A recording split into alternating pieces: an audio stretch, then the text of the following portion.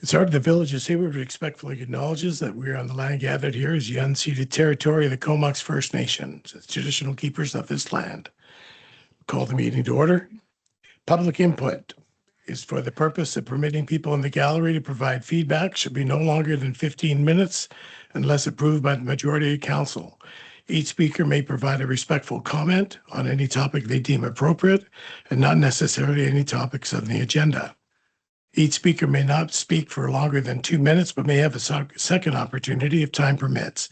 Each speaker must not speak regarding a bylaw in respect to where a public hearing has been held. Please state your name and address.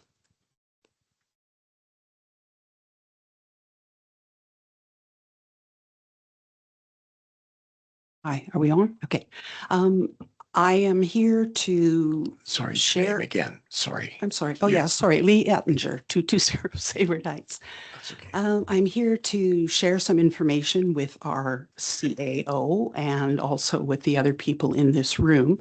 And I believe that my associate is just about to hand out a copy of what I am going to read, because we want every person in the room to have, to have a look at the exact verbiage. But okay, so what we have here is a formal notice of statutory failure and demand for certification on this date, March 17th, 2026, addressed to our mayor and council and attention to our corporate officer. Okay, and it's in regards to a formal notice of statutory failure, elector certification under Community Charter, Section 86.3.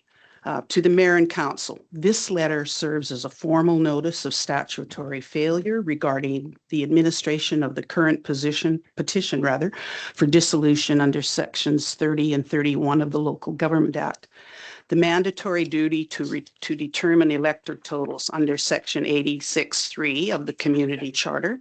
This council has a mandatory, non-discretionary duty to make a fair determination of the total number of electors and the specific number that constitutes 10% of the total. By providing the figure of 293 in writing on March 13th, the corporate officer has performed that statutory duty and established the legal baseline for our petition.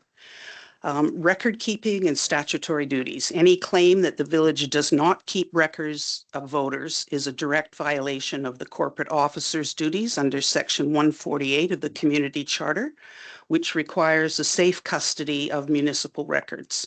Furthermore, since a by-election was held in 2024, the Local Government Act, Part 3, required the maintenance of voter lists. And last but not least, a notice of bad faith. Please be advised that any attempt to deviate from the established figure of 293 after our submission, specifically by discovering additional voters to inflate the threshold, will be treated as a violation of the principles of procedural fairness, and such actions will be reported immediately to the Ministry of Municipal Affairs Investigation Department as evidence of administrative misconduct and bad faith. What we want here is immediate formal certification of the 293 figure as the official 10% threshold for this petition to ensure compliance with provincial restructuring requirements. Thank you, ladies and gentlemen.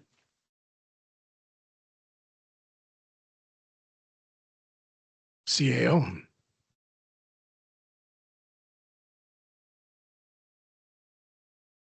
Thank you, Mayor Baker. For the record, my name is Andrew Young. I'm the CAO and the corporate officer of the Village of Sayward. Having received this documentation from Lee Ettinger, I have the following response to share with council. The following email was sent to Jessica Bennett a few days ago in response to a letter in the form of an email, a formal demand entitled Inspection of List of Electors, Section 72, Local Government Act, to the Village of Sayward administration. I am writing on behalf of a coalition of residents to formally demand to the official count of registered electors, resident and non-resident property electors for the Village of Sayward. Under Section 72 of the Local Government Act, the local government is required to make the list of electors available for public inspection. Furthermore, as the municipality recently conducted a by-election in 2024, a certified list of electors must exist in your records. We are aware of the current staffing challenges. However, the reduction of staff does not suspend your statutory obligations under provincial law. Please provide the total number of registered electors as of the last certified update. Failure to comply.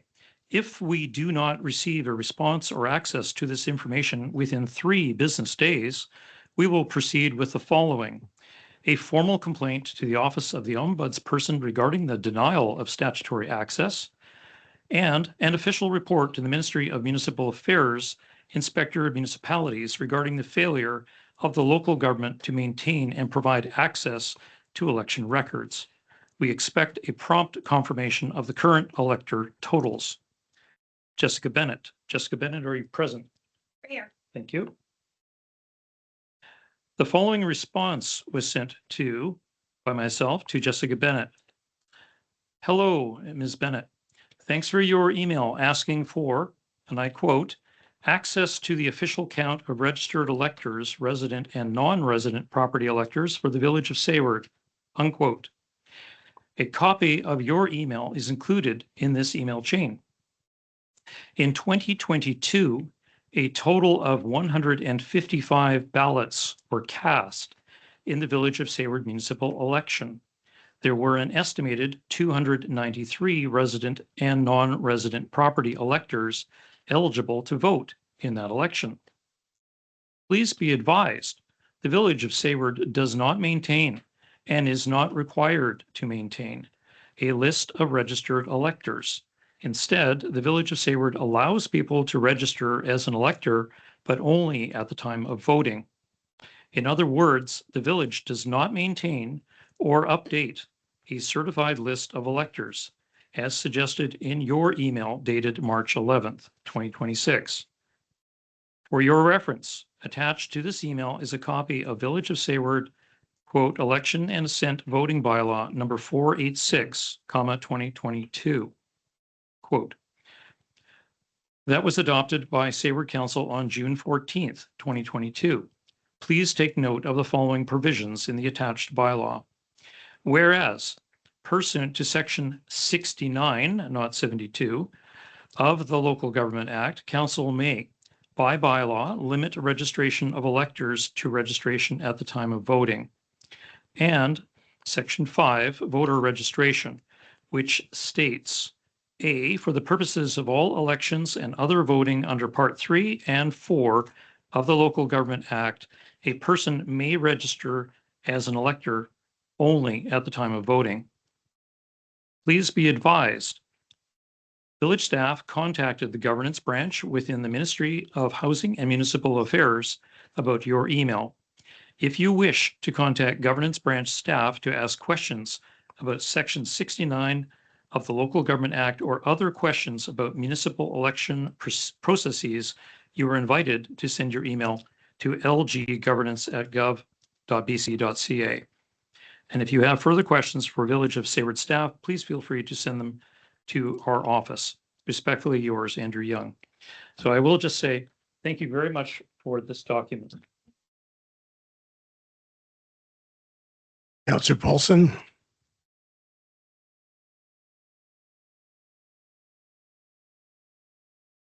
Thank you, Mr. Mayor. I believe we are still in public input, and I think the previous information should be moved to new business rather than taking up the time in public information. Councillor Burchett. Thank you, Mr. Mayor. Motion for council to receive both the letter and both emails as correspondence to put in log for this meeting.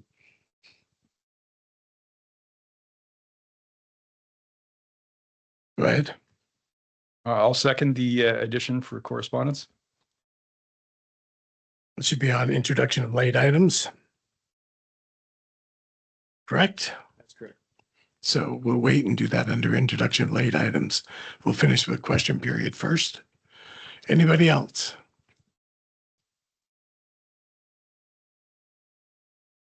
No?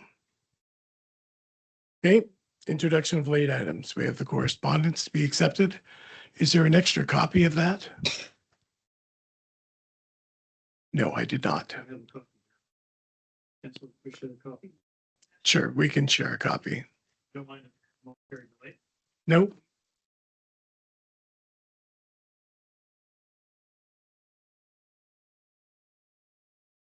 Oh, you have an extra copy? Oh, thank you. No, just one. Everybody else has got one. Just a short one. Oh. Yeah, thank you.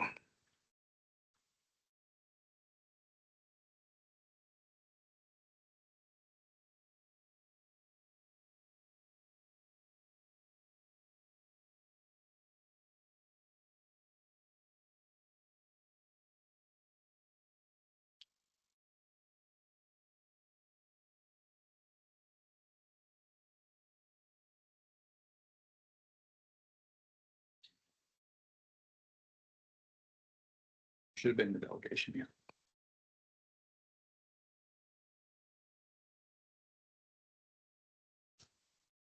I think we've just one short. Yeah. Yep. Okay, one short. Thank you. Okay, introduction late items. We have one. We'll move that to correspondence.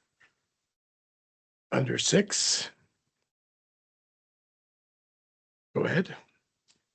Sorry, Mayor, we had first, a second. Do you want to? We do that again. We'll go to vote. All in favor? Opposed? Seeing none, motion is carried. Okay, approval of agenda, that the agenda for the committee of the whole meeting of council for March 17th, 2026 be approved as amended. I'll move that. Second, I'll second that. discussion. All in favor? Opposed? Seeing none, motion is carried. Yes. Nope. Nobody else. Okay, petition delegations, none. Correspondence. Is there anything else to add to that? Councillor Paulson? Thank you, Mr. Mayor. I would like to have a copy of the emails sent between Jess Bennett and the CAO to go along with this other letter as they were both presented. Thank you. Anybody else? No? Okay, so correspondence has been added. Number 7 is council reports, none. Reports of committee, none. Mayor's report, none. Unfinished business, none. Staff reports. Draft financial plan 2026-2030 version 2. Report to council and the draft financial plan. CAO? Thank you, Mayor Baker. And ladies and gentlemen, this evening, thank you for attending what will be, I think, a pleasant evening, I hope. This is part 2 of the 2026-2030 financial plan or proposed plan for the Village of Sayward. As you know, the Village of Sayward has certainly experienced some challenges in the last few years. There's no secrets about that. The draft plan that is presented or will be presented in a few minutes by Ms. Bradburn, who's the financial consultant that we've retained to support the village with the development of the financial plan. It includes some additional refinements, which you'll hear about in greater detail in a moment. I will say I'm pleased that we've been able to shave some additional, find some additional savings, for the financial plan. So the overall proposed tax impact has been lessened. And further to that, I'm pleased to say that we have in the last day and a half, we believe being able to find some additional potential savings as well. So that will be in part of the subject of Ms. Bradburn's commentary. We look forward to your comments and questions. And we have, of course, taken careful note of the questions that were raised by council in the previous meeting. There was, however, one additional question that was raised by a member of the gallery who's in attendance tonight. That's Ms. Edinger. She had asked specifically about the interest charges or the interest, pardon me, that the village receives from its investments. And while the village does have very modest investments, they are nonetheless beneficial financially for the village overall. Our monies are invested through the Municipal Finance Authority of BC in a high interest account. Now, normally for a municipality of our size, if we were not pooling our funds with the other municipalities around British Columbia, the rate of interest that we would receive would be significantly less. But because we participate in the pooling of the funds with the MFA, we're able to obtain a higher rate of interest, which is of overall greater benefit for Sayward. So now the projected revenues in the form of interest are gradually decreasing. What we have seen in the previous material that was presented to council is interest received in approximately $51,000. Presently, and this was presently until the recent events in the Middle East, interest rates were continuing to abate. What we'll see in the future, however, remains a bit uncertain, as we may wind up seeing some increased inflation, which could in turn actually gobble up some of the savings and interest that we might otherwise be obtaining. So we live in interesting times. All right, I'm going to turn things over now to Ms. Bradburn. And if you happen to have any questions for Ms. Bradburn as we're proceeding through these, please direct your questions to me, and I will do my best to then to direct them to Ms. Bradburn. Because you're turned at an angle to her, you won't be able to see a hand up. And similarly, she can't see you as easily as I can see you. So if we can do that, then I think the meeting will run a little more smoothly. Thank you.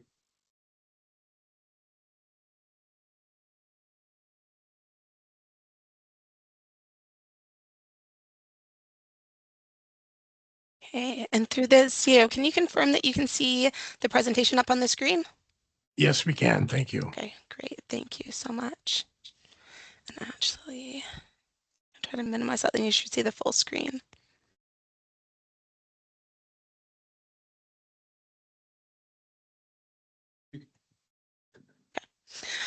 So a quick disclaimer as we start the presentation this evening. The contents of this presentation is for information and discussion purposes only, as we're working through the process to prepare the 5-year financial plan. So it's really important for the public to understand the numbers that we are seeing this evening is not the final budget. It is subject to change based on any direction that is received from council as a whole. So we've already looked at the presentation on February 17th in quite a bit of detail. And so tonight we're still going to go over a couple of key things, some of that we've already seen last time. And then we're going to go through, look at the changes now where we're looking for that proposed tax increase and the fee changes. And then there's a number of council questions that came out of the February 17th presentation. So we are going to go over all of those this evening as well. And then we'll close off by looking at next steps and addressing any questions. So like I said, we already looked at the budget as a whole February 17th. This evening, March 17th, we're bringing it back for another review. There is another meeting scheduled in 2 weeks' time on March 31st. And then right now we have it scheduled for the first 3 readings on April 14th and adoption on April 28th. That will coincide with the readings and adoption of the tax rate bylaw as well. Just want to remind everyone of the legislative requirements. So as a local government under the community charter, you are required to have a 5-year financial plan. It does have to balance. We cannot have that be in a deficit. We do have to do this every year. We do have to have some process of public consultation. And so in our case here, we have the public available at any point should they wish to make comments at these open meetings, or they can always contact the village office directly with any comments that they may have. Then we're going to look at adopting the annual tax rate bylaw. And so sort of key legislation things here to keep in mind, again, is we cannot run a deficit. So one key piece of legislation states if a local government goes into a deficit position for the year, the following year they have to tax for that amount. So it's just an important thing to consider as we move forward into 2026. So key things here, what council sort of role is. So what we're looking for from council is what service levels are provided, what sort of capital projects to prioritize, how much we're going to contribute to reserves for funding them, whether we want to borrow or use those reserves, and how costs get funded, whether we want to use taxation, user fees, things like that. As well as the final one here, we talked about this last time, but about tax multiples. So if you're not aware, everywhere in BC has 9 different property classes. The most common ones is class 1 residential, and then we also have business class. Those are the most common ones that we see. One of the decisions that municipalities get to make is how those costs get distributed between the classes. So for example, you may go, okay, a business class will pay 5 times the residential, therefore they have a tax multiple of 5. So that's part of the process. These slides we saw last time, I do want to bring them up again, just in case anyone from the public is new looking at this, because I think it tells a very important story. So what we can see is starting point back in 2020, our surplus balances weren't too bad. They were fairly healthy. And then we see them start dropping every year.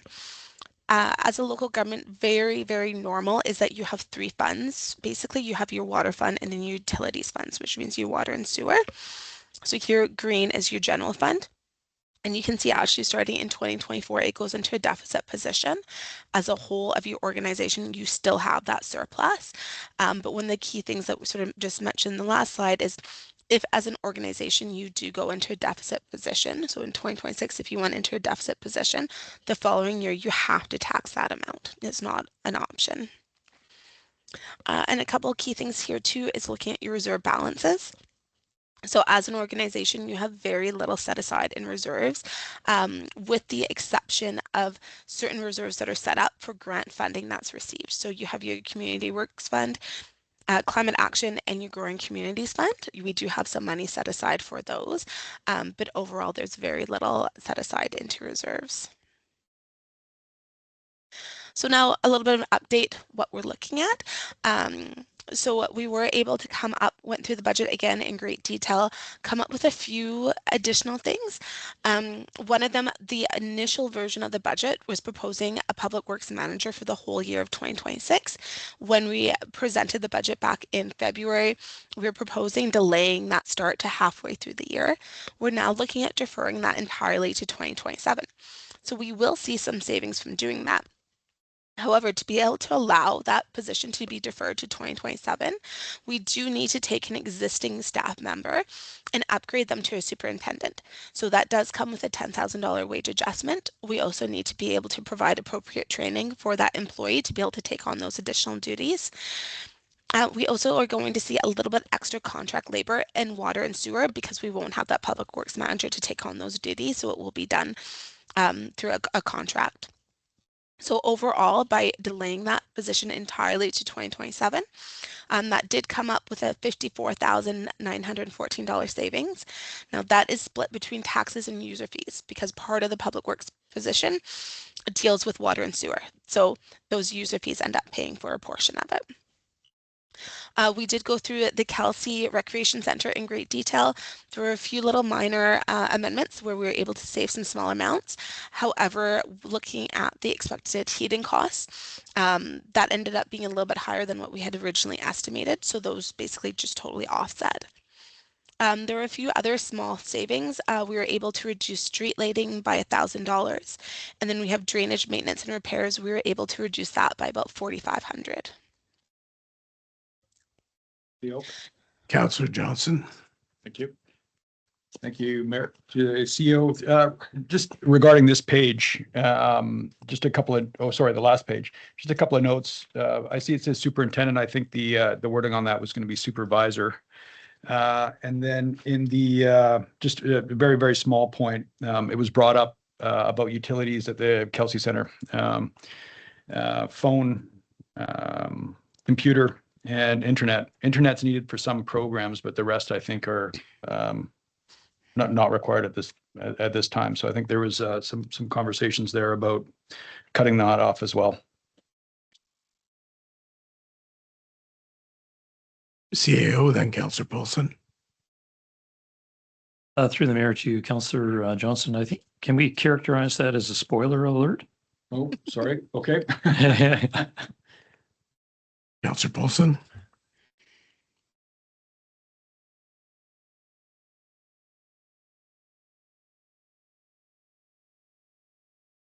Thank you, Mr. Mayor.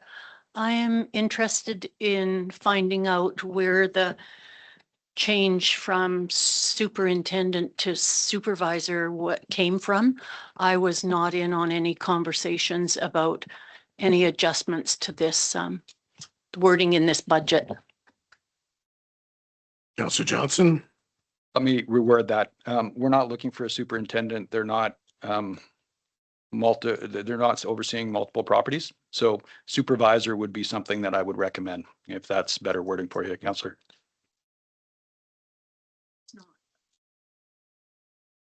Okay. No, it's not better wording. And my question was, where was the discussion held when the wording was not supposed to be superintendent, but to be supervisor, which you stated when you first brought this up? I don't think this needs a lot of discussion, but I will say that I believe this was last meeting. It's really a moot point. Supervisor is what the role is. If you've got a problem with that, please come up with other wording. But I'm suggesting that supervisor might be a good fit in this case.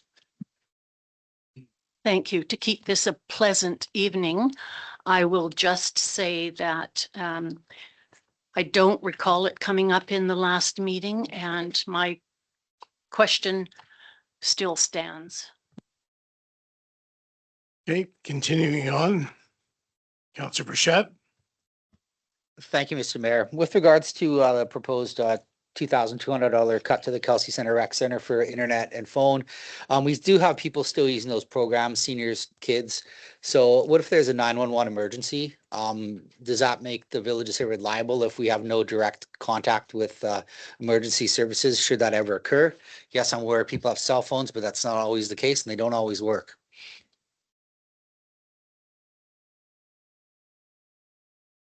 Okay. We'll check into that answer for you. Okay, continuing on.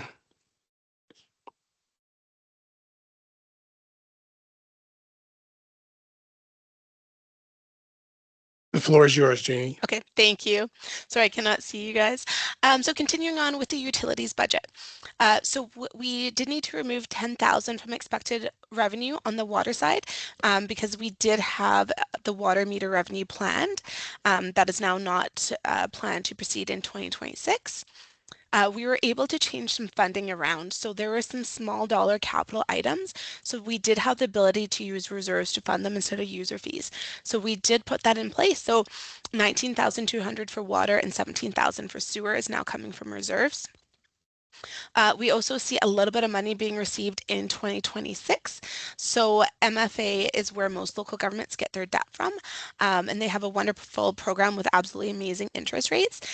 And what they do is when you make principal payments is they take that and they reinvest it. And so if they end up able to reinvest that at a higher interest rate than what was necessarily originally planned, you get additional money at the end of it. And so that's happened. The debt has now concluded and a one-time payment will be received in 2026. And then in campground pump station number 1, there was a maintenance item that was missed. So we've added an $850 for maintenance and repairs. So now we're going to talk about those potential additional savings. I think some people have already started that conversation. So 2 items for discussion here. So the Kelsey Recreation Center, the telephone and internet ends up being about $2,200 per year savings if we cancel that. As well, on the admin side, there is a fax line that gets paid for and very rarely gets used. I think last year got used once, and that's $960 a year. So if council wish, we could always make a motion to have these items removed from the budget, or they could always be left in. Council, Yeah, I'll move that we strike phone and fax for admin as part of this budget. okay, do I have a second?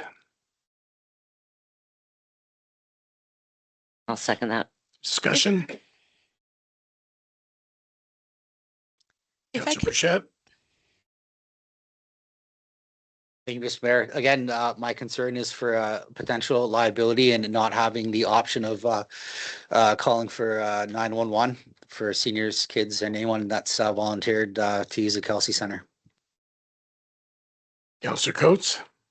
Thank you, Mr. Mayor. The programs that are in there right now, do they have access to the phone?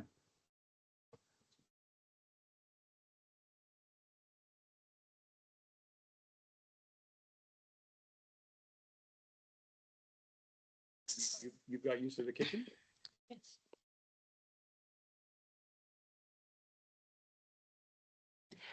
But what about programs that don't have, like Muay Thai doesn't have use of the kitchen? Carpet bowlers don't have use of the kitchen. That is correct. I would also add, it raises the question too about the overall general telephone access. And I'm not suggesting that people would misuse the phone, but there is certainly that opportunity for misuse of the existing resource. Taking note of Councillor Burchett's comment about the question of liability, life is full of liabilities. Life is full of risks. The question here that council needs to wrestle with is, are you satisfied removing these services from the Kelsey Center or not? There is a potential savings here of basically about 1/3% of a tax increase. Most people, almost all people, have access to a cell phone. They're also in the building. Most of these programs, when they're taking place, take place in a building, and there's multiple people who have cell phones with them. And in the event that there is an emergency and they had no access to a cell phone, the ambulance station is 50 meters away. Councilor Bichette? Thank you. Further to the discussion on phones at the Kelsey Center and internet, the Kelsey Center is an emergency coordination station. So it's a muster station if we have emergencies in the community. Therefore, it should be set up for, helping people with communications if we have an unforeseen event that we need to muster at the Kelsey Center. Perhaps if it is an emergency response facility, at that point, we should be looking for a grant. Councilor Johnson? Thank you. Looking further ahead at the budget, I understand that SRD is currently managing emergency services. I think they're independent of phone because they are equipped to handle things like that. Internet's the question for me. So internet, I don't know if any programs that we have right now require that or ability to rent the space. So I would assume that if we're renting the space, groups maybe require internet. So I'm just suggesting phone at the Kelsey Center and the fax line, of course. I don't know that anybody's using faxes currently. The fax line in the admin area. Okay, anything further? So on the motion, all in favor?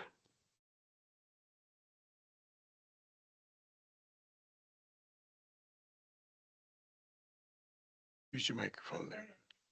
Yeah, that's fine. So to remove phone in the Kelsey Center and fax in the admin offices. And to leave the internet service. That's correct. Okay, all in favor? Opposed? 2 opposed, the motion is carried.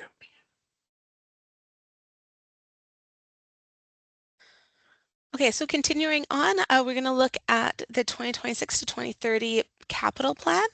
I will state that with a lot of the staff changeover, we're really looking at 2026. I would definitely expect some changes when you see the budget next year from 2027 to 2030. We just don't have a great deal of information what is necessarily planned during that time period right now. So the key focus here is for the 2026. There are a handful of capital projects. There is the ongoing 50,000 contribution to the regional district for fire services. That happens every year. It comes from your Community Works Fund. There is one large capital project for drainage. Some initial work on this, I believe, has begun. There was a large grant, about 1.3 million of it came from a grant. The remaining of it comes from reserves, a combination of your Climate Action Reserve and your Growing Communities Reserves. And then we have a few small dollar item capital projects.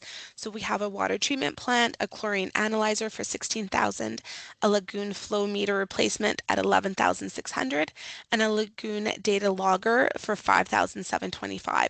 All 3 of those small dollar project items are coming from your Community Works Fund. Okay, Okay, so now looking at where this sort of brings us to with version 2 of the budget. So with the changes that we were able to make, this does bring the proposed tax increase down. So originally when the budget was proposed, it was created with a 50% tax increase. After staff did their initial review, that was brought down to 42%, which was presented in February.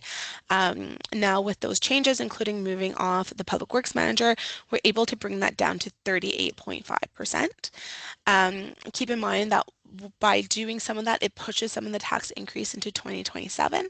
So we're now looking at a 15% tax increase in 2027. And a large portion of that is delaying items into there to get the tax increase down for 2026. Utility fees, there is no change for sewer. So that remains a 5% tax increase with 10% the following year, or not tax increase, a user fee increase. Water is able to be reduced. So originally when we presented this, it came with a 25% increase. We were able to reduce that to 20%, and then it's 15% ongoing. And solid waste still has no increase. So what does this equate to? I'm sorry, 1 moment, please. Councillor Burchett. Thank you, Mr. Mayor. CFO Bradburn, were you finished what you're talking about on that page? Yes. Okay. So can you please clarify for me that, say, $10,000 in taxes is basically a 1% increase or decrease to the overall budget? Is that about roughly correct? That's correct. So, okay, so we've got a 38.5% increase of property taxes on the table right now. So I have a real simple solution to cut 20% of that right now. And my solution is as such. We remove $200,000 from the legal line item and leave $25,000. We apply a council resolution that any expenditure over $10,000 in legal has to pass through council. This would be a cost control in place, because clearly a cost control that were in place the last few years have been epic failures. When you budget $90,000 last year for legal and spend $300,000, that's an epic failure. But it just, I am clearly making my point. And this has been going on for 3 years. This has been going on for 3 years. $300,000 last year. So in the last 2 years alone, that's $500,000 spent on legal. And I've previously asked where council resolutions are for these expenditures, to no avail. So my proposal, my resolution is to reduce the legal expenditure line item to $25,000, put a cost control in place of any $10,000 increment on legal goes before council before there's any expenditure. That is my motion. That will Is there a decrease tax. second? That'll decrease taxes by 20% instantly. Is there a second? Discussion. Counselor Johnson. I would say that there is probably conflict of issues here, conflict of interest issues. So I don't think that this is an acceptable motion from that particular counselor. Thank you. Further discussion? Counselor Burchett. Thank you, Councillor Johnson, for stating that. But I guess the conflict of interest could go multiple ways, given what's before the potential Supreme Court right now. But my motion stands: reduce legal by $200,000 to save 20% on taxes, with a cost control measure in place of $10,000 increments to be brought before council before any further expenditures. We already heard your motion. All in favor?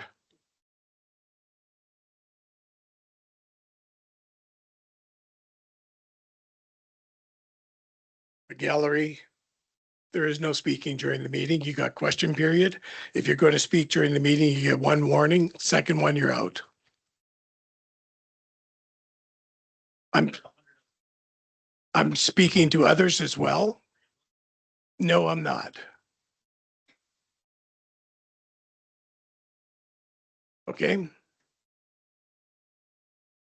So again, we have a motion on the floor. All in favor? Opposed? 3 opposed. The motion has failed. Moving on. Jeannie? Okay, so where this brings us to, so the average municipal tax increase comes down from the original presented $725 to $656, which equates to around $55 a month. The sewer user fee has no change, so that's going to stay at $19 increase, or about $2 per month. Pardon me, sorry for the interruption. I can't quite make out because the gallery is still continuing to talk. Just a reminder here, folks, we're here to do some business. So I can speak on this because I'm counsel. Thank you.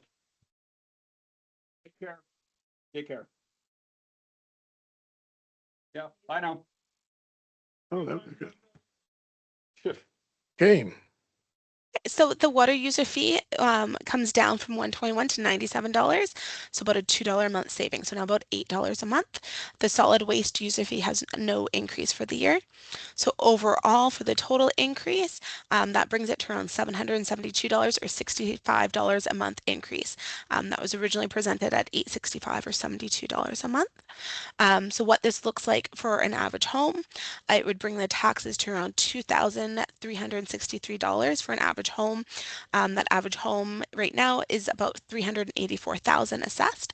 Or if you want to have an idea what that would mean for you, it's about $615,000 per $100,000 assessed. So if you have a $500,000 home, take that 615 times by 5. That will give you an estimate of what your taxes will be.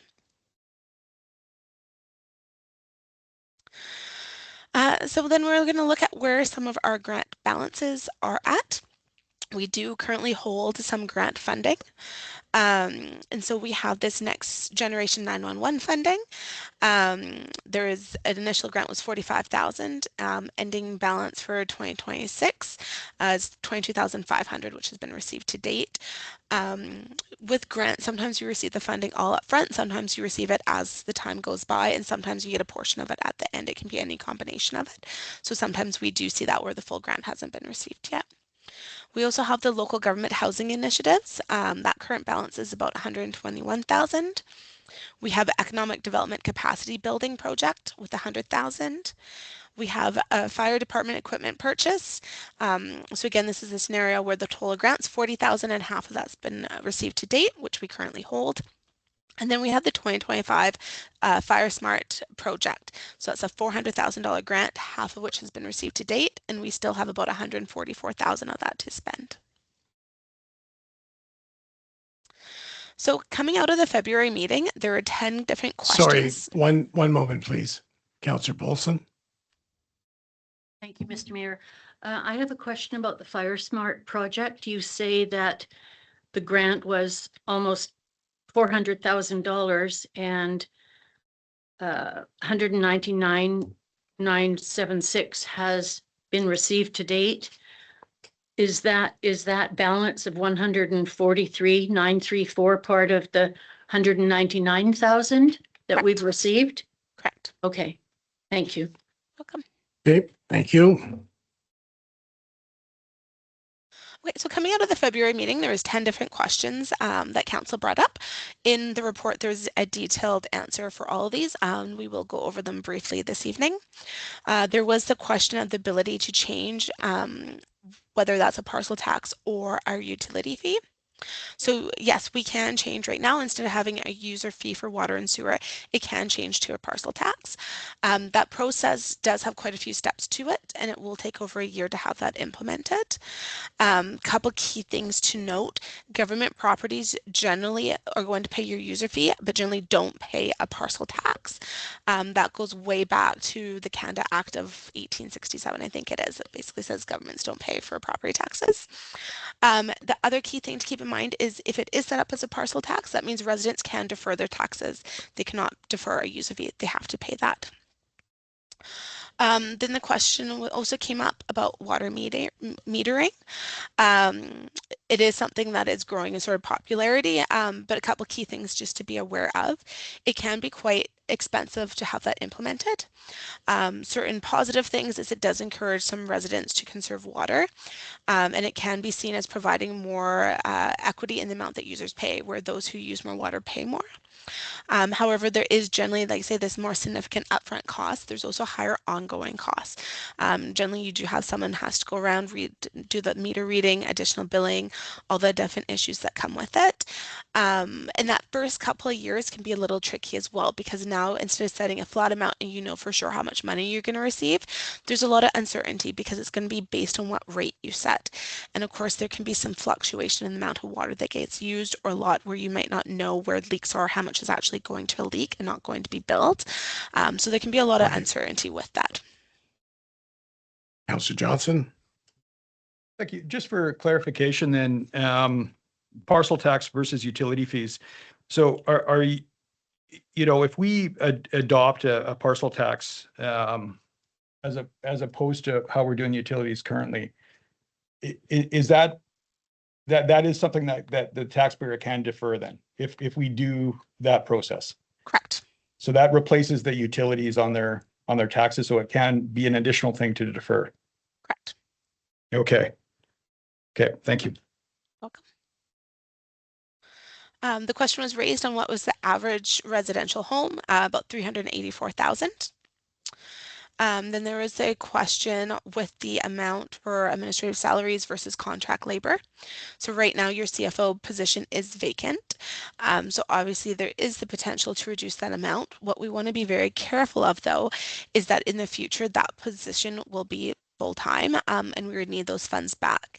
So what you would see right now is going, okay, yes, you'll probably come in under budget for that line item, but the offset of that is you're probably going to see more for your contract labor, because you'll need that additional support without that person there. But that's going to balance out throughout the year, but then that's going to make sure that you're funding. Oh,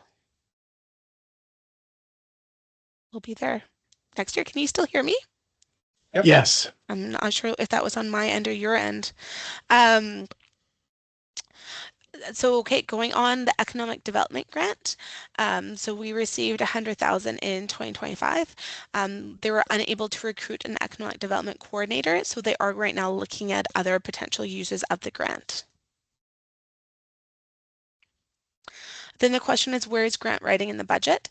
So grant writing is included as a line. We have a question for you. Okay. Councillor Paulson? Thank you, Mr. Mayor. According to the Economic Development Grant, it says was received in 2025. I don't recall that grant being received, but so maybe someone can refresh my memory. I also believe that the Economic Development Grant of $70,000 that was received in 2022, I believe at the first, was part of that money was used to do a area survey and of all the businesses, and the costs were reported as $30,000. So my question is, where is the other $40,000 of that grant? Or did it have to be returned? I'd just like to know what happened to it because there was at least a 2-year delay before we looked into using it. CAO. Thank you, Mayor Baker. It's an interesting question because I have actually no information about this other grant. So it's something that I will do a little digging into. Yeah, but it's a puzzle to me as well, Councillor. Thank you. Councillor Johnson.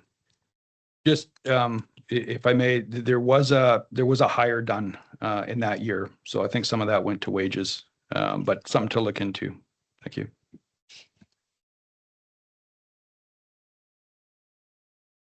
Okay, Okay, so grant writing is included under the administrative budget for contract labor, and it does include 15,000 every year for that. Then there is a question of what makes up the council special projects line item. So there were a few examples provided from 2023 to 2025. So things such as the Legion military service book advertisement, the bronze memorial plaque and stand for the former Mayor McDonald, Canada Day celebration donations, the light up parade decorations and supplies were examples of those. Sorry, one moment, please. Councillor Paulson. Thank you again, Mr. Mayor. I have a question about the grant writing and would like to know how much of that money was spent on grant writing in 2025 and whether that, whether there is any anticipated grants being written to use that money or whether that can be cut. The second item I want to talk about is the council special projects. And it's mentioned that from 23 to 25, a bronze memorial plaque and stand for former Mayor McDonald was put up. And I'd just like everyone here to know that that plaque and setting it up was paid for mostly by the McDonald family because they wanted to have it erected. Council spent $1,500 max on it, and the total cost was $4,000. So I don't really see that as a council project. Okay, continue. Sorry, Okay, and then your for microphone, please. We're good. other administrative revenue, so that includes some small dollar items. There is some bank revenue that came in to do with tax overpayments. Then there's also some tax certificate revenue, so it's quite small. Then moving on to do with the postage and Sayward News. So there is a separate line item for Sayward News budget and postage. They're two separate line items. However, the postage line is for ongoing postage costs and does not include any amount related to Sayward News. The postage that was related to the old Sayward News was in that Sayward News budget line item. And then here there were some questions to do with the Kelsey Recreation Center operating costs. So we were able to go through, we did make some small minor amendments, but like I said, that was offset by the increase in estimated heating cost. The dues membership subscription budgets, that does need to be maintained for Island Health operating permit purposes. There is the ability to save $262 should the pool and the hot tub permanently be decommissioned. And then we've already talked about the telephone internet potential savings. Liability insurance, there's going to be no change to that. That's actually based on the population, not necessarily the number of facilities that you have. And then the utilities, that's still required at the Kelsey Recreation Center because you still have to have your lights for your volunteer run programming.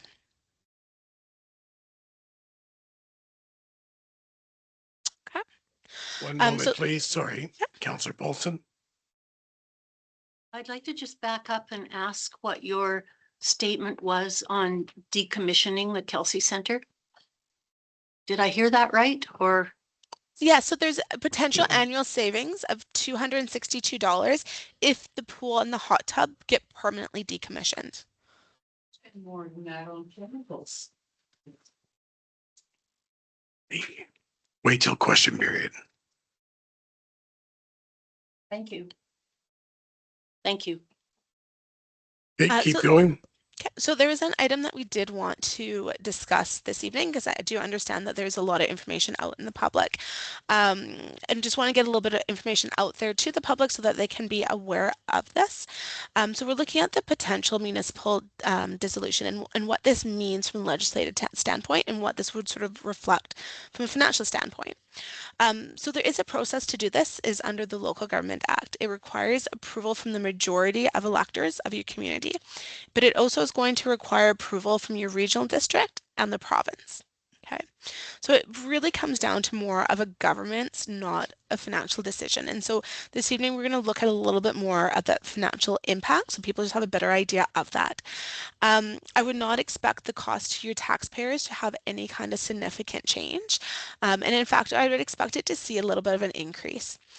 So when we look at your budget as a whole, yes, if at the end of the day you went back to being part of the regional district, you are going to see some savings. You're not going to pay for your council, and there's going to be some administrative efficiencies. Some of that more senior staff, like your CFO, CAO, aren't necessarily going to be required. A lot of your reporting also goes away, right? So you have to have separate financial statements and your reports. All of that just becomes one. So there will be some savings. But some other things that are really important to note is as a small community, you do receive a large amount of money as a grant every year. So it's called the Small Communities Grant. I believe yours is around 300,000. And the idea of that is that it does help offset some of these admin costs, especially when you're quite a small local government. So as much as you're going to save items, you're going to lose that grant. So if you went back to being part of the regional district, that grant goes away. There are other things. Generally, if you are part of a regional district, the roads become provincial responsibility. However, your roads budget is quite small. It's around 50,000. So some key things to keep in mind, regional districts are all service driven. So they generally have 100+ services is not unusual. So what you would see is with Sayward, everyone right now who say pays into water, that whole area is going to become a water service, and everyone is still going to be responsible for the full cost of that service. So there's not going to necessarily see other people come in to help fund it. It's going to be the residents who receive that service are going to pay for it. And so based on that, you're not necessarily going to see that savings. Also, any sort of overhead that they have at the regional district does get allocated out to the different services. This is a requirement under the legislation. So all these services will receive an admin fee. And that's going to go in to cover all of those things where it's like the cost of your board or your CAO, your finance, IT, HR, all of those things. The other thing is instead of your taxes getting collected locally, is now getting collected by the province. So that gets done through the surveyor taxes. And those fees are subject to an additional 5.25% admin fee for them collecting it. So that's an additional fee that's going to be seen. And finally, an important thing, because it will impact you, is there's something called the provincial multiples. So we talked a little bit in February about municipal multiples and how we have 9 different property classes. And ultimately, the council gets to decide what those tax multiples are. So again, the example, does your business class say pay 3 times, 5 times, or 10 times your residential rate? Your council gets to make those decisions. When you're part of a regional district, you use something called the provincial multiples, and the province sets those. So you don't have that ability. And so in your case, if it got reverted back, now you're going to be using provincial multiples, and more of your total cost overall is going to get allocated to your residential class. So your other classes are going to see a reduction. Residential will actually see an increase.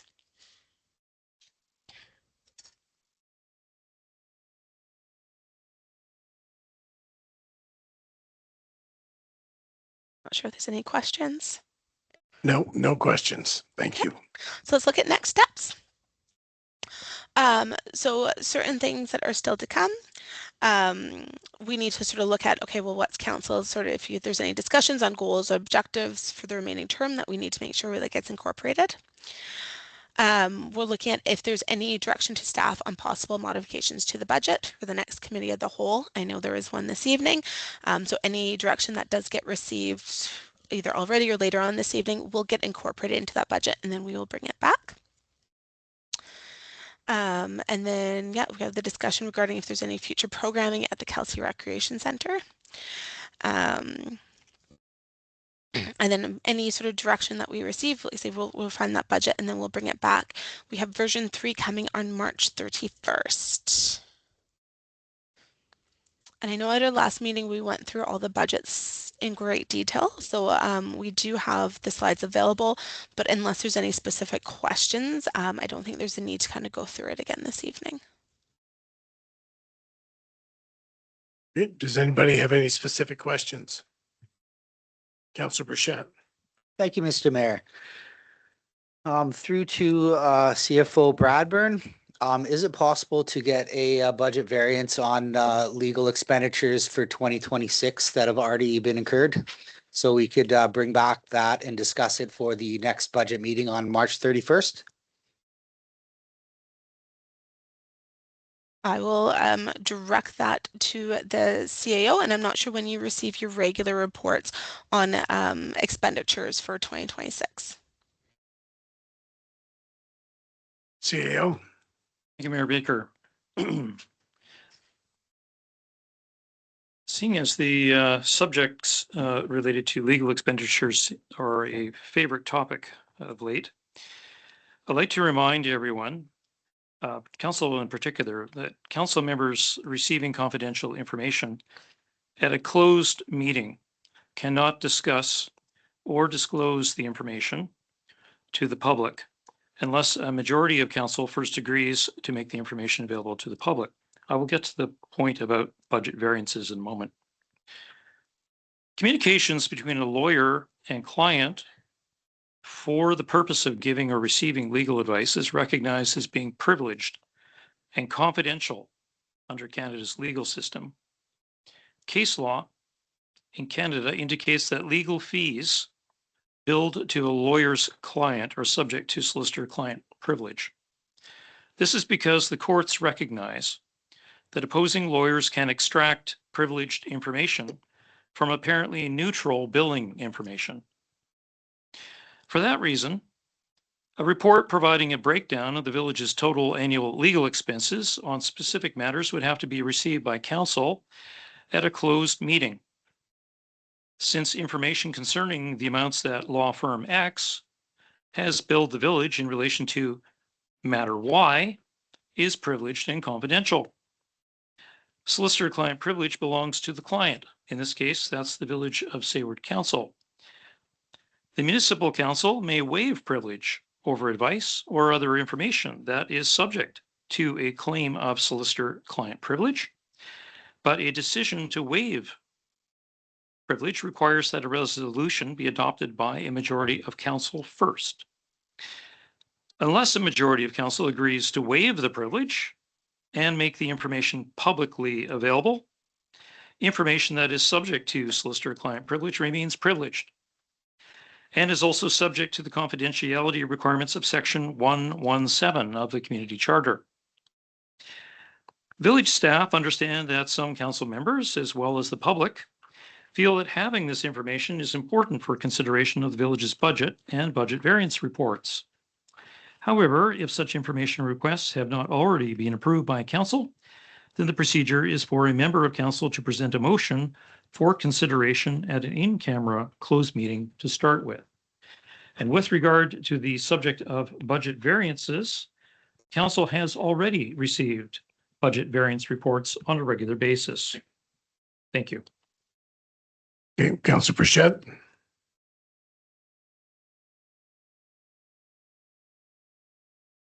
Your microphone, please. Thank you. Thank you, Mr. Mayor. Through the mayor to the CAO, is there a bylaw in place for expenditures over $10,000 that come before council? And if so, could you please provide the bylaw number at your convenience to council?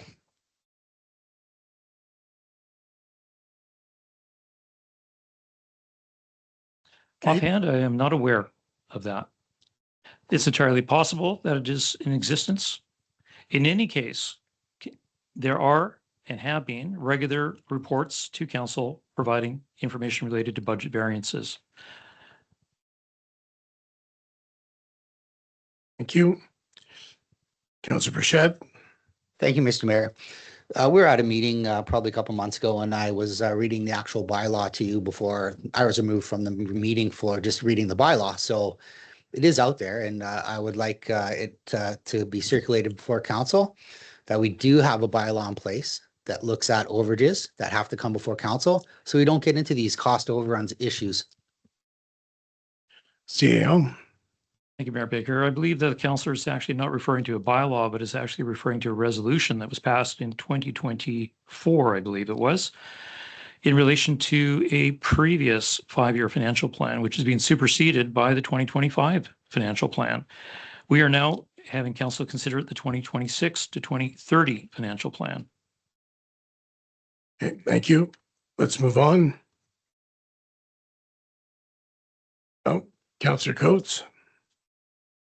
Thank you, Mr. Mayor. On page 19 of our package, I would like to make a resolution to reduce travel and education to $12,000 and that no conferences be attended with the exception of the newly elected officials conference after the next election. And so that is my motion. Thank you. It's the package that we had before. Okay, do we have a second? Discussion? All in favor? Opposed? One opposed, motion is carried. Councillor Coates? Thank you, Mr. Mayor. On page 20, this is just for my information, but I notice under revenue, under the grants, ICT, local government grant, and LGMA, that there's nothing budgeted for 2026. Are we expecting anything, or if we do receive something, will the numbers then be reflected on the 2026 budget? Thank you. CAO? Thank you, Mayor Baker. And thank you, Councillor, for your question. So these blanks could actually be filled in to suggest to be determined. Part of this is related to the work that the grant writer would actually be doing. Or at this point in time, some of these are new grants or grant opportunities, but we have yet to apply for the grants. Councillor Johnson? Thank you.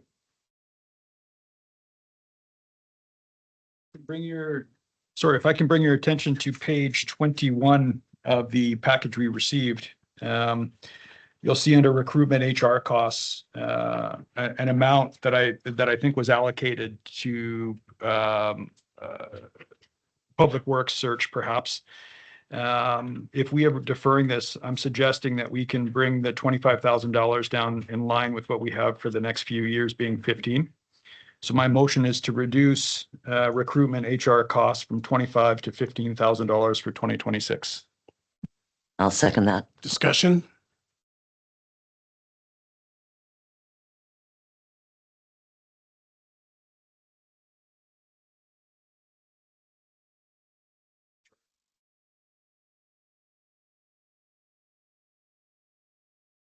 Discussion?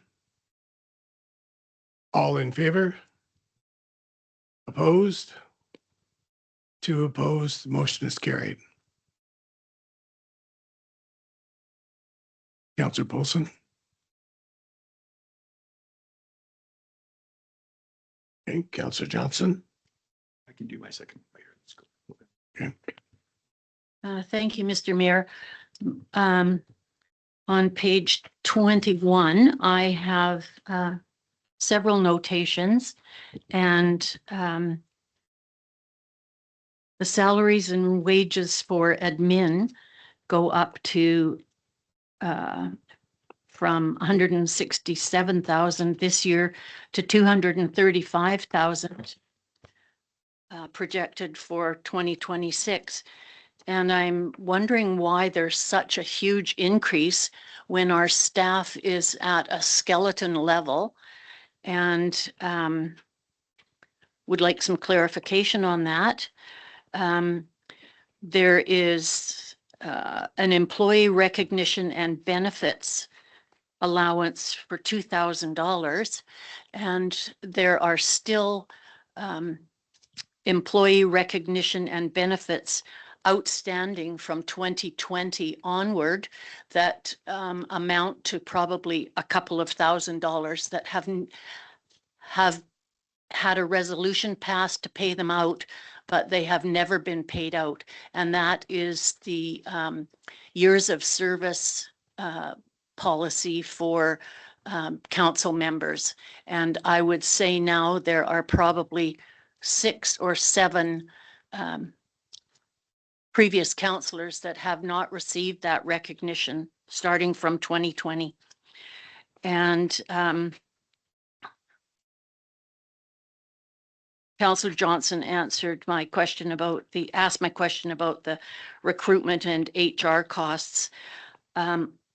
I've been looking through the budget to find out where the education cost is for the HR record keeping that previous John Thomas put in, and it's still active on my site. And I'd like to know what the cost of that is. It was for every employee to register and take training and find their job descriptions and their time schedules and everything. Is that still in place and costing the council how much money? Because we have no staff left that are accessing that. So I'd like that looked into. Okay. Anything else? Yes, the OH&S $10,000 budget. I'd like some explanation on that.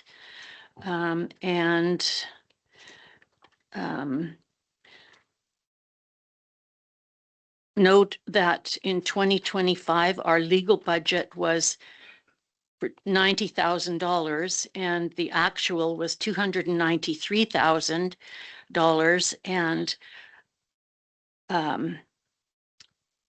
as previously stated, there are some things that need to be disclosed and discussion about that.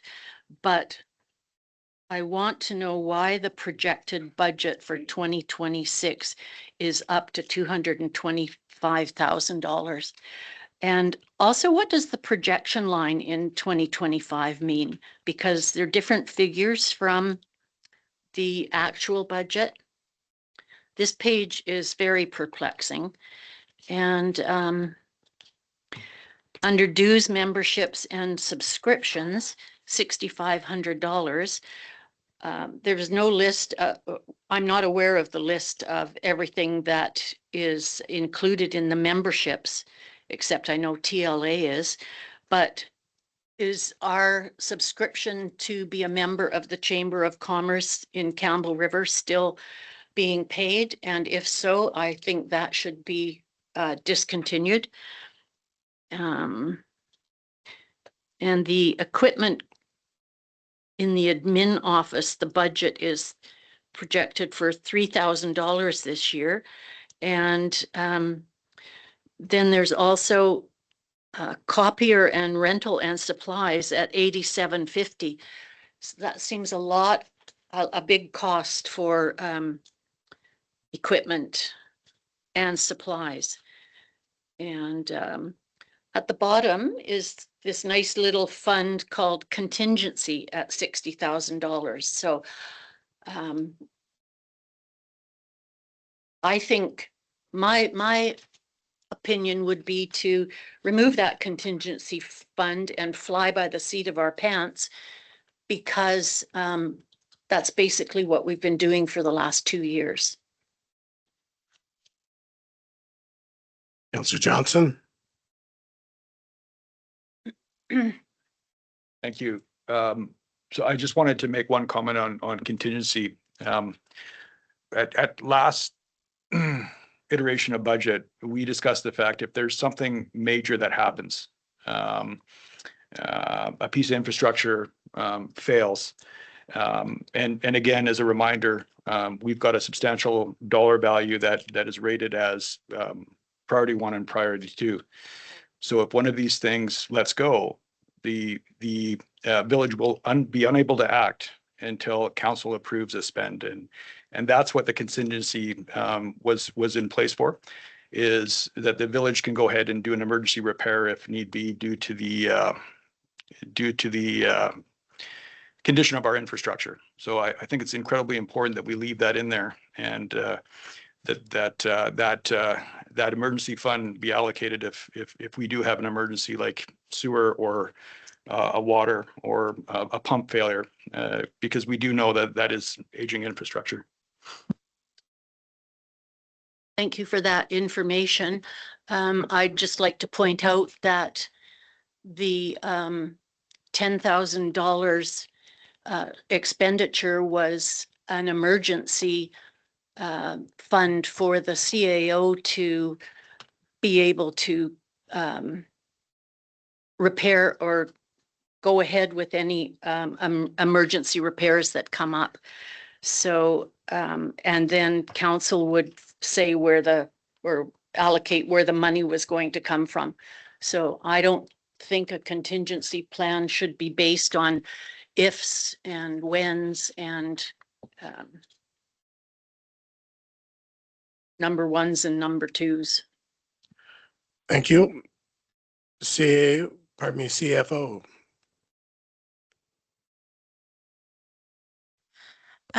Okay, there's a lot of questions throughout that, so I will start going through them as much as I can. If I miss any, we will answer them in the following report for March 31st. You had asked about the 2025 projections, so that was completed by your former CFO. So what that means is what their estimate is for the cost for 2025 to be for the end of the year. Please note that 2025 is still technically not final yet for the actuals. They're going to be very close to final, but the year has not concluded yet. You had brought up the 10,000 for OH&S. That was addressed in the last meeting. There are requirements that have come up that do require that amount to be spent. And with regard to the contingency of 60,000, honestly, it is quite a low amount that has already been reduced from your prior year's budget. It is really important to keep in mind that there is a lot of things that can arise during the year.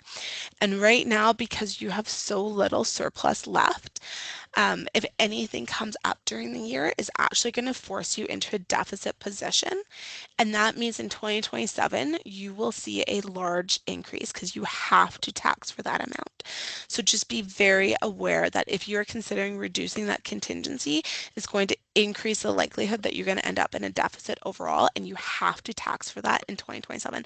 It is not optional at all. It has to be taxed for per the legislation. So that's a key item there. I'm not sure if I addressed all of your items, but like I say, if I missed any of them, we'll certainly bring that back for March 31st. Thank you. Councillor Johnson. Thank you, Mayor. Over to CFO. On page 31 of our package that's handed out, there is, and again, this is insignificant. It just occurs and it occurs on every budget, but park bench revenue and park bench expenses, if we can remove both of those lines.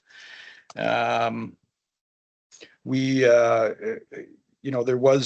a little bit of work done, and it was mentioned in passing that the expenses far outweigh what we're charging for that. So if we can, I'd like to make a motion that we remove both of those line items under parks, page 31. Do we have a second? Discussion? All in favor? Opposed? Seeing none, motion is carried.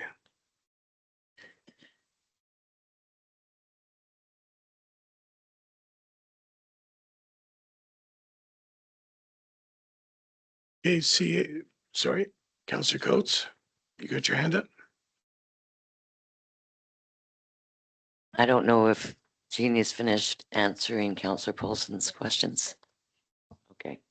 So on page 24 of our package, the expenses for wages for the Kelsey Center, they're actually more in the budget 2026 going forward than they are with the actual of 3,600. I know it's only like $1,200, but $1,200 is $1,200. And if the facility isn't being used like it was in 2025, why is the custodian actually more for 2026?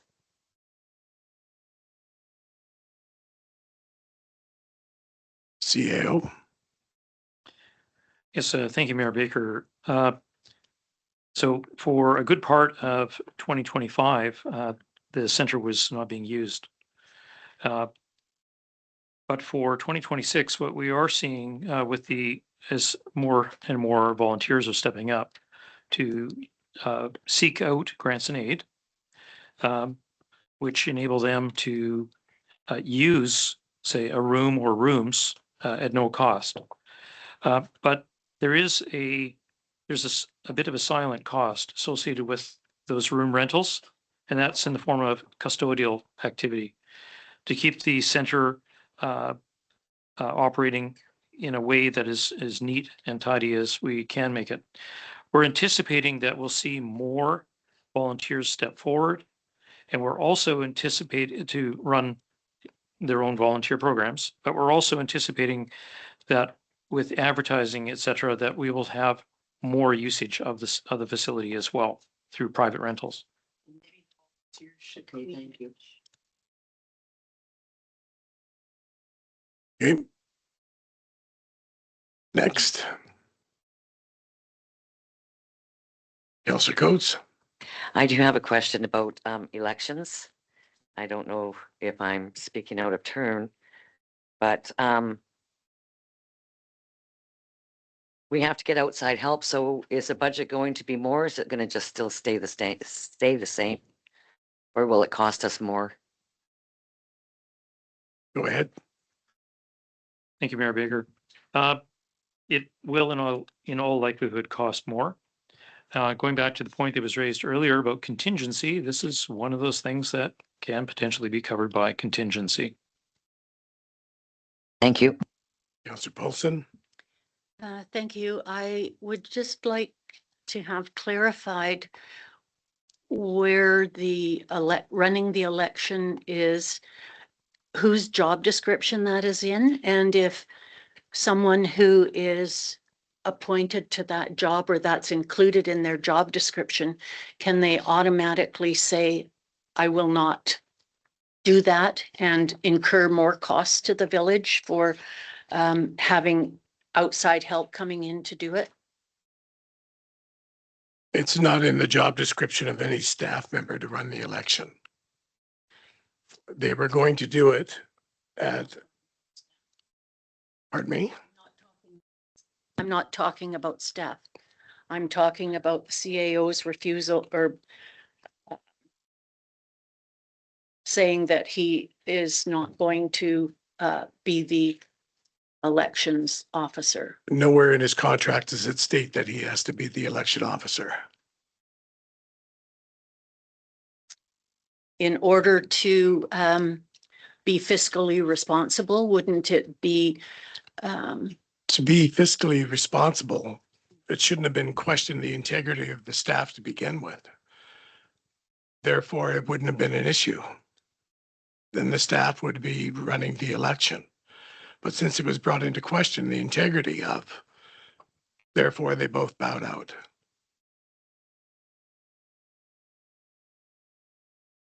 So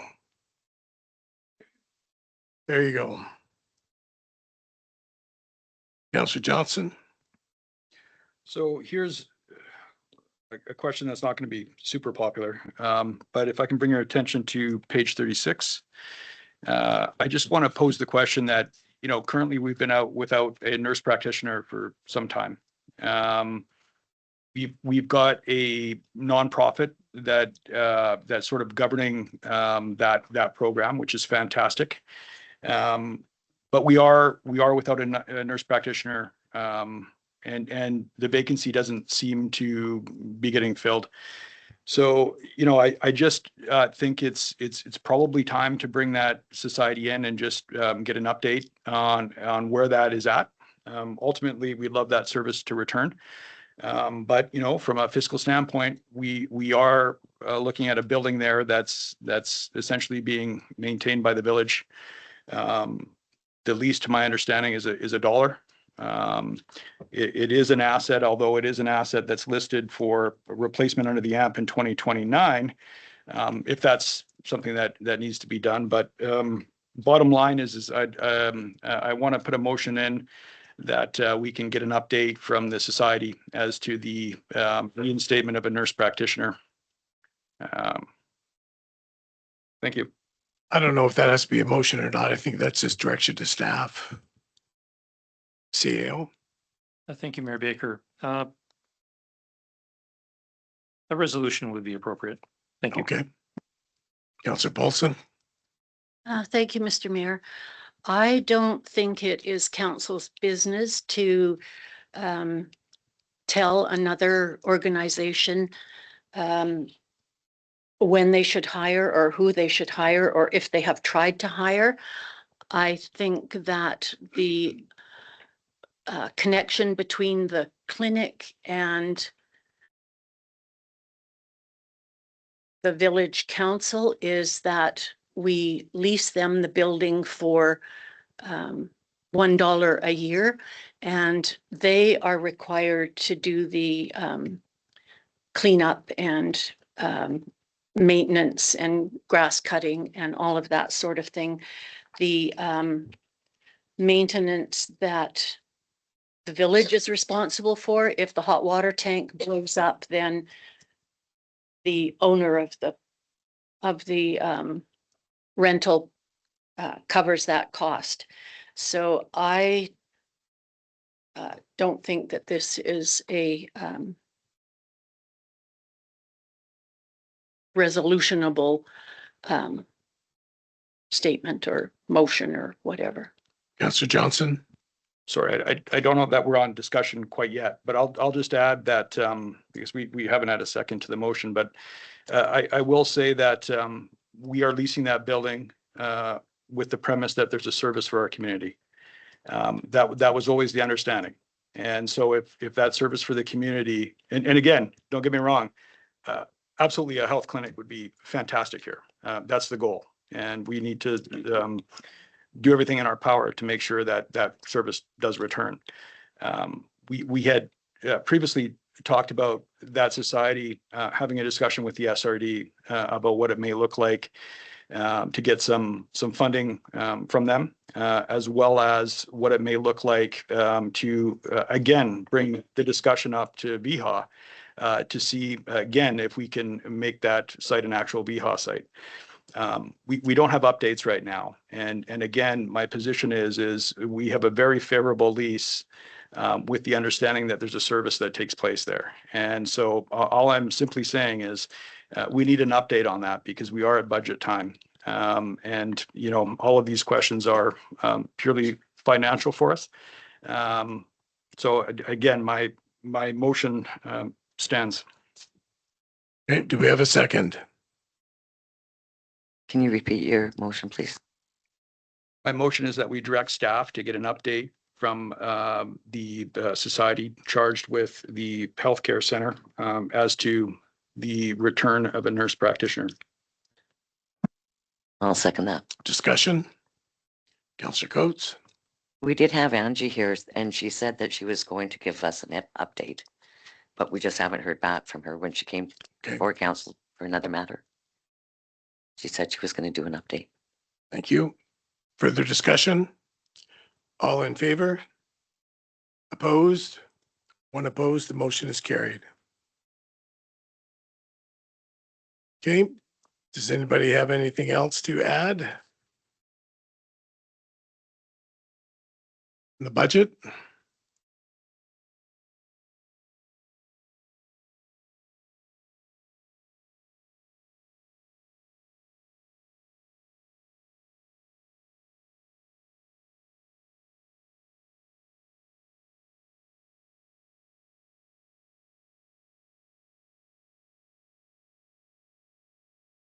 Councillor Johnson? Thank you, Mr. Mayor. More of a question to CAO. We had more casually spoken about at one of the meetings the potential to spend what would appear to be at the time a small amount of money for a fob system on the weight room door and looking at potential options for different heat within this section of the building as a potential further cost cutting. The other thing that we dealt with in the past was applying for a grant to get this building off propane and move towards electric. There was a grant received that had unfortunately had to be returned because that was a roof-mounted unit and it needed some engineering behind it. So I just wanted to flag that as a potential question. You know, if that's a small amount of money and if the savings will pay for that scope of work, I think it's worth us taking a look at.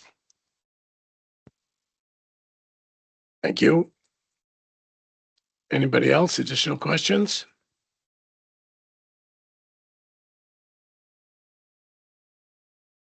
No?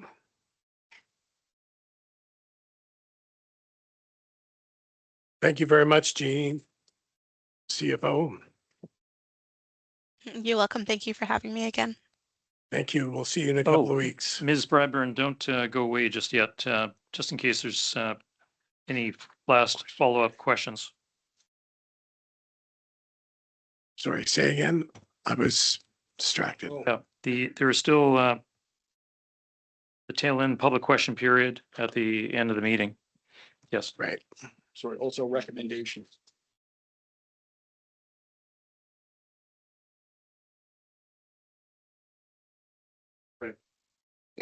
Okay, recommendations. To steal that. Sure. Received an updated financial plan for 2026 to 2030 for information, discussion, and input. Do you want to do them each individually or all together? Individually? Okay, do I have a motion, please? I'll move that. Second, I'll second that. discussion? All in favor? Opposed? Seeing none, motion is carried. Refer the update draft financial plan for 2026, 2030 to the Committee of the Whole meeting scheduled for March 31st, 2026 for final review by council and further public input. I'll move that. Second? Thank you. I'll second that. Discussion? All in favor? Opposed? Seeing none, motion is carried. Direct that staff, village staff, and the financial consultant prepare a financial analysis to provide more detailed information about the potential implications of dissolving the village of Sayward, including projections of tax impacts, service costs, administrative charges under the regional district governance model, which will intend to providing that the information of the Sayward Council to Sayward residents and property owners. I'll move that. I'll second. Discussion? All in favor? Opposed? Seeing none, motion's carried. Thank you. Okay, new business. None.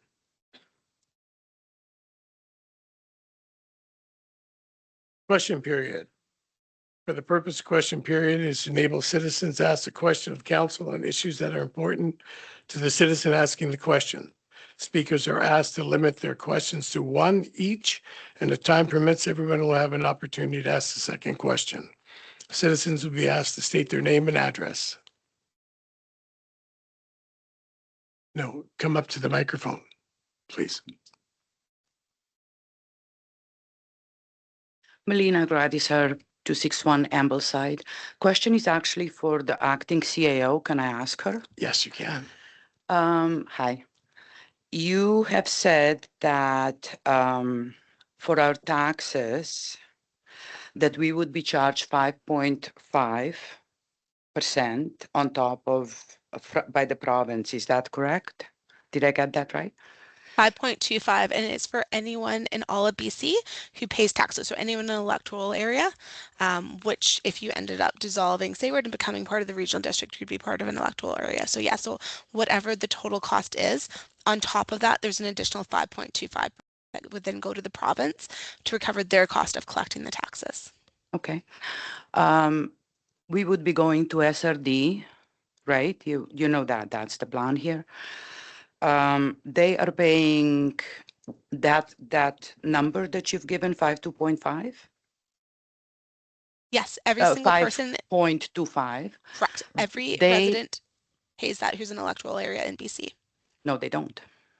They're paying 1.4, 1.41 or 1.49. That's a huge difference.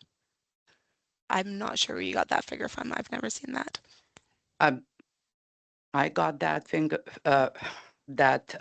figure today. The person looked at their tax thing, and that is what it says, 1.41 or 1.49% that they're paying. Why would we have difference and that big of a difference if we're going to SRD? I'm not, like, I don't have that document. I'm not sure what that refers to, but I can provide you with information from the province showing the 5.25% that it would apply. Or how about information from SRD? Because they're paying 1.4, and I don't think I should be paying. There's a problem here, right? I'm not saying you're wrong. I'm not. There's just quite a discrepancy. And that 5.25% would apply to anyone in electoral area for the SRD as well. Why are they paying 1.4? I don't believe that they are. I believe someone may be misinformed with that number, what it refers to. However, if you have a copy of that document, you're welcome to send it through to the Village of Sayward and they will share it with me, and then I can see exactly what it's referring to and provide further comment on it. Somebody's actually probably maybe giving me So a and what mill rate, what that means is the rate that you pay per 100,000 of residential assessed value. So that's simply what they pay for that service. So on top of that, there's another 5.25% admin fee that comes from the province for collecting taxes. So that the SRD 5.25% would be in addition to that. That's just SRD a mill pays rate for one 5.5? specific service. Something to look into. Thank you. Welcome. Okay, anyone else? Go ahead. Hi, Lee Ettinger, 220 Sayward Heights. I have a couple of things, but I'll go with the most important thing that I saw in the last few days. Not being very technically sophisticated, I was not able to print this off or distribute it in any way, but there is information online showing the number of communities on Vancouver Island, numbering well over 100 who are not incorporated. And I'm just kind of wondering how all those poor misguided souls have managed all these years to exist and thrive without having a municipal council spending money like drunken sailors on legal fees and other things which do not benefit Sayward at all. And, I mean, even not Vancouver Island, but Salt Spring Island is 4,400 people. They are not incorporated. Neither is Wass, neither is Tassus, neither is Black Creek, neither. Tassus is a municipality. Are they now? They have been since I've been involved. Okay, Yeah. but what I'm saying is I'm trying to pull this information out and find out how all these poor folks were able to just, get along without having a third level of government telling them how to live their lives. How? Somebody? Anybody? No answers? That doesn't surprise me. So, Okay, thank you for your question. Anyone else? Maureen, go ahead. Go to the first round of questions and then for the first time speakers. Maureen Hazelhurst, 520 McMillan Drive. I just had a question since the CFO is still here, and this is just a random thought. But if the village were to sell a piece of property that they own, where would that money go? Could it go into the surplus? So it actually depends on the specific piece of property. So one interesting thing through the legislation is if that property provided access to a body of water, then that money gets restricted to continue to provide access to that body of water. So if it was a lake, you had access to it, now you don't, then that actually becomes restricted. Aside from that, if you sold a piece of property that you deemed was not required anymore, then those funds become available for however the village sees fit. So it could be used to keep that for, put it into reserve for something that might come up, allocate it towards a capital project, reduce taxes. It could be used for anything like that. I also wondered if Your microphone, please. I've actually got three things, so I'll be quick. I also wondered if it would be a consideration that the council publish that portion of the CFO's report with respect to disincorporation in the Say Word News and make that perspective available to all villagers. Okay, thank you. You'll be able to ask your third question after. Okay, thank you. Sorry. Okay. Who is next?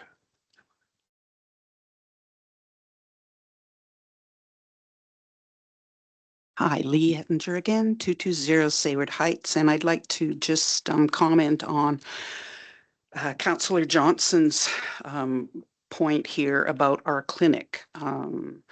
Our clinic is not a VHA clinic. They, by law, have to follow VHA mandates, but I worked for a decade at St. Joe's Hospital, who also was not a VHA institution. They belonged to the Roman Catholic Archdiocese out of Victoria with Remy Deroux and his chain of racehorses. So we were a bit weird, but at any rate, because we were not strictly VHA, we got away with a lot of things that health organizations shouldn't be allowed to. That being said, if this whole area came under the jurisdiction of the regional district, we might not have a clinic at all, but if we did, it would be strictly under VHA's jurisdiction, and they would see to it that it was staffed properly. Thank you. Lena?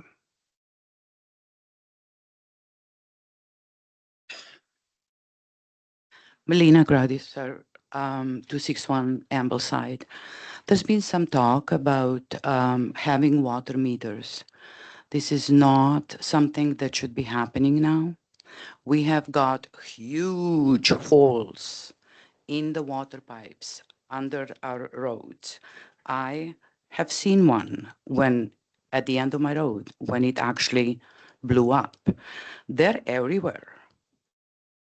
Mind you, I've only seen one, but they are everywhere. When you have a water meter, if I'm sitting right in front of that hole, I'm going to be using more water against my will, really. I'm not asking for that water to be going into the ocean and such. I think it's premature to be talking about water meters. I want one, but it's premature. Okay, thank you. Maureen?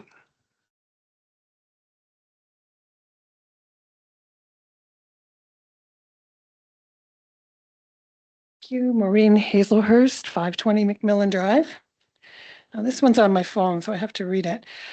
I have concerns about the recent petition circulating throughout the village to disincorporate. Although I am a firm believer in a participatory democracy, I have concerns with the parameters of a petition, that the parameters of the petition are unclear. I'm hoping for some direction with respect to who can answer my questions. My first question is, how are the signatures vetted? Number two, what is the benchmark for the number of required signatures? What is a qualifying signature? Does a signee have to be a property owner, or can they be any number of residents in a household? No, we'll skip that one. And number four, will the government of BC or the regional district action a petition that has been initiated by an ad hoc group, effectively circumventing the first level of government? I did attend their meeting at the Heritage Hall on March 6th and was disappointed that speakers made untruthful statements. For example, we can't afford $890,000 in debt. We are bankrupt. No bank would lend us money. Sayward has 400 bylaws. I don't care about infrastructure. At the end of the meeting, attendees were still asking, will the Kelsey Centre remain? False statements such as municipal property will revert to the regional district were also recorded on a pamphlet that was handed out. So there just seems to be a plethora of misinformation that's been given to both the citizens via this meeting and via the pamphlet. Speaking to other seniors in the community, I've been told that they had felt the canvassers were using scare tactics. When this was mentioned on Facebook specifically, one person wrote, I was told by a friend that when someone came to the door last night, she aggressively told the person, they're taking a loan out in your name. I really hope these scare tactics don't force people into signing anything without informing themselves. Surprisingly, the response from the canvasser was this. Let me enlarge that. Yes, they have taken out a loan in her name and in your name and in my name. That is what I said. I wasn't asked for my opinion, consent, my permission. They have gone shopping with my wallet, and you seem to think I will be okay with that. My share of that mistake is $5,000. So is yours, your friends, and everyone else's. Yes, I have said that, and considering that it is true, I stand by it. And that is in addition to the 42% tax increase. So this is what is being said to people at the door when they're presented with the petition. And the canvasser admitted to it. I will note that the comment was taken down from Facebook shortly thereafter, but it does illustrate the misinformation that this group has provided. And it angers me because I feel like I'm in this tidal wave that seems determined to disincorporate the village. And I don't believe that the majority of citizens are supporting it. Thank you. Anyone else? Irene? Irene Callahan, 230 Kelsey Way. I had a meeting with Mr. Young and that about my sewer. And he said that he was going to put money aside, that the sewer would be cleaned out, alternating half the town and then half the town. Is that going to last when he's gone? Because it was 5 years before my sewer was cleaned out again. So it was just about time for it to come through my house. CEO? Thank you. Nice to see you again. Yes, I can confirm that I had a very pleasant meeting with Irene Callahan. There is money in the proposed budget for some work to be done to establish a regular program of flushing the sewers. It won't start this year. The reason for that, or at least at the present time, subject to council's will, what is proposed is to do some work with our consulting engineers, develop a proper action plan for the cleaning of the sewer systems, the regular flushing and camera work as well. I was surprised to learn that this is something that the village has actually not undertaken on a regular basis. And I will thank Mrs. Callahan for taking time to meet with me. She asked some very interesting questions. And as a result of those questions, myself and our public works staff were able to put together some information, which I was able to sit down and meet with Mrs. Callahan about. And we did a little bit of map work and some ground truthing. I'm grateful to those questions that you raised, Mrs. Callahan. And I'm glad to say that if we're here next year and the year after that, there's a plan that we will be developing to actually do this work on a very regular basis. And we will, and based on the current estimates for the work, It's not something that we would be doing half of one year and half of the other. We would actually achieve some cost savings by doing all of the flushing all at the same time. Thank you. I told them they should flush from my neighbors to the main. They did it the opposite way. Thank God I didn't flush my toilet, or it was gonna come in me. It went in my neighbor's house. This is why I asked for 5 years, kept asking, clean it up. Nope, we got no money. That's all I heard. Every time I asked. That there was nothing in the budget. Thank you. Councillor Coates. It did get cleaned out last year, though.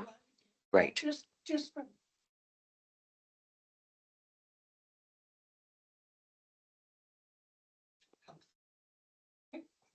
Thank you.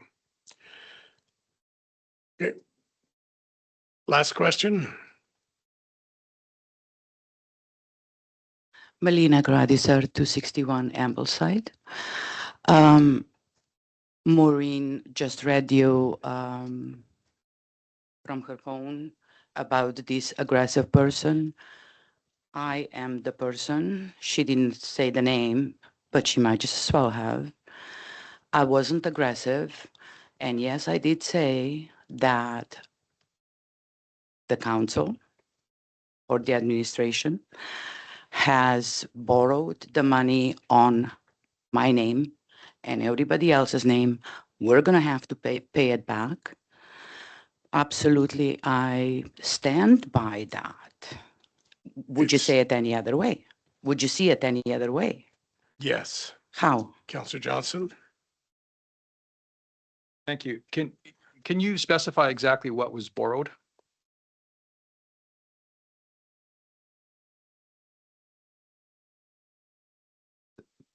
$890 on line of credit at, if you listen to Maureen, just a minute, please. If you listen to Maureen, it was 2.5%. If you listen to somebody else, it was 3%. She now did change that to 2.93%. That's $3,000 a month in interest. If you use it. It's right. And Maureen said that the staff has not said that they've used any. Of course not. Can I know how much money was taken out? Zero. CEO. Thank you. Thank you. Thank you. Okay. In camera, none. Adjournment. Do I have a motion to adjourn? Also move that. Second? Yep. Discussion? All in favor?